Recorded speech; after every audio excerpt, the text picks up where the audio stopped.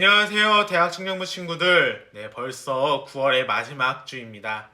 남은 9월 한 주도 하나님과 함께 동행하며 하나님으로 인해 기뻐하고 감사하는 한 주가 되기를 소망합니다.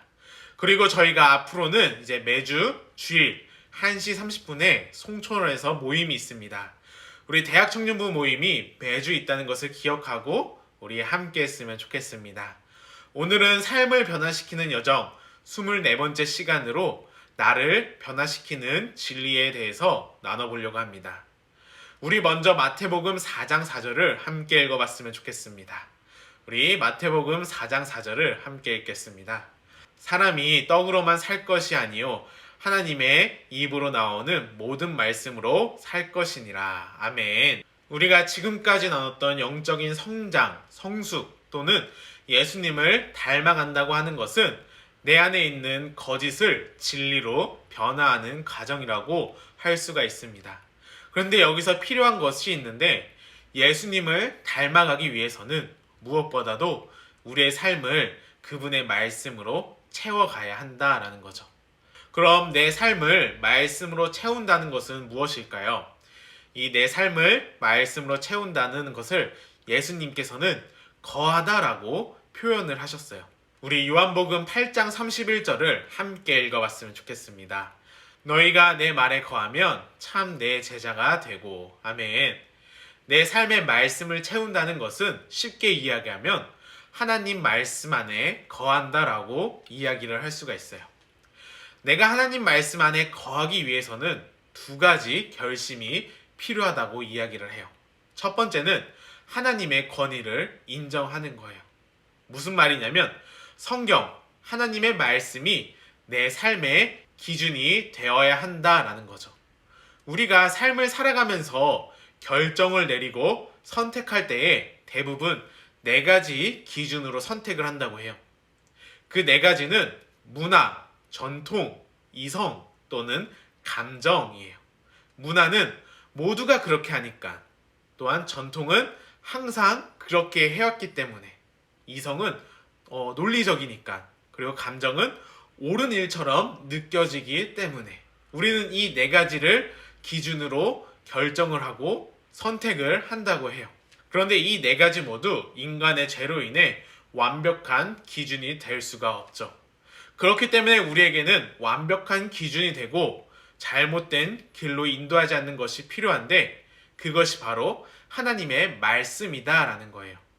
그래서 솔로몬은 이렇게 이야기를 하는데 하나님의 모든 말씀은 오점이 없다라고 말을 하며, 또한 바울은 모든 성경은 하나님의 감동으로 된 것으로 교훈과 책망과 바르게 함과 의로 교육하기에 유익하다라고 말을 하고 있죠. 그렇기 때문에 우리는 시간에 따라 변하고 기준이 흔들리는 문화, 전통, 이성, 감정을 기준으로 결정하는 것이 아니라 하나님의 말씀의 권위를 인정하고 말씀을 기준으로 삼는 삶을 살아가는 게 필요합니다. 그래서 무슨 일을 결정을 내릴 때 성경은 뭐라고 말씀하고 있나라는 질문을 자신에게 던져보고 말씀을 통해 답을 내리고 그 길을 선택해 나아가야 한다라는 거죠. 우리 두 번째로는 하나님의 말씀을 내 삶에 적용해야 합니다. 우리가 하나님의 말씀 안에 거하고 말씀의 기준대로 살아가겠다는 다짐을 해도 그것을 실천에 옮기지 않으면 모두 헛된 일이 된다라는 거죠. 그래서 야고보서는 우리에게 말씀을 행하는 사람이 되어야 한다라고 말을 하고 있죠. 사실 우리도 말씀을 듣는 것까지는 잘 할 수가 있는데 그 들었던 말씀을 가지고 내 삶에 적용해서 살아가는 것이 쉽진 않은 것 같아요. 왜냐하면 하나님의 말씀대로 살아가는 것은 사탄이 매우 싫어하기 때문에 우리를 끊임없이 방해하고 내일부터 하면 되지, 지금 힘든데 다음부터 하면 되지, 아니면 우리 일단 말씀을 들었으니까 들은 걸로 만족하자라는 마음으로 우리를 흔들기 때문이에요. 그래서 예수님께서는 이렇게 말씀을 하셨는데, 그러므로 누구든지 나의 이 말을 듣고 행하는 자는 그 집을 반석 위에 지은 지혜로운 사람 같다라고 말씀을 하시고, 또한 요한복음에 보면 너희가 이것들을 알고 행하면 복이 있으리라 라고 말씀을 하셨어요. 예수님께서는 하나님의 복이 단지 우리가 말씀을 듣고 아는 것만이 아니라 그 말씀에 순종할 때에 우리의 삶 가운데 온다고 말씀을 하신 거죠. 예수님께서 이렇게까지 말씀하신 거는 그만큼 말씀을 우리의 삶에 적용하기 힘들기 때문일 수도 있어요.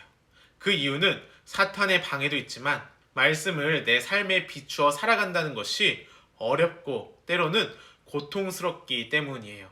진리가 우리를 자유케 하지만 하나님의 말씀을 우리의 삶에 비추어 보면 내가 지은 죄를 꾸짖고 우리의 잘못이 드러나기 때문이죠. 그렇기 때문에 하나님의 말씀을 내 삶에 적용하는 것이 우리에게 있어서 부담이 되고 어렵게 느껴지게 되는 거죠. 그럼 말씀을 실천하는 사람이 되기 위한 가장 좋은 방법은 무엇일까요? 내 삶을 말씀에 적용하기 위해 가장 좋은 방법은 말씀을 읽거나 묵상한 후에 결심한 것들을 노트 같은 데에 적어 놓는 거예요. 이 결심은 개인적이어야 하고 실제로 내가 할 수 있는 것들로 현실적이어야 해요. 또한 기한을 정해놓고 내가 확인할 수 있는 그러한 결심들을 적어 놓는 것이 중요하죠. 예를 들면 언제부터 언제까지 내가 누구를 위해 기도를 하겠다. 내가 하루에 10분 아니면 3장을 성경을 읽겠다. 내가 일주일에 한 번 공동체 친구들에게 연락을 하겠다라는 목표를 노트에 적어 놓는 거죠. 그리고 하나님께서는 우리에게 하나님의 말씀과 삶의 적용을 나눌 수 있는 공동체를 보내주셨어요.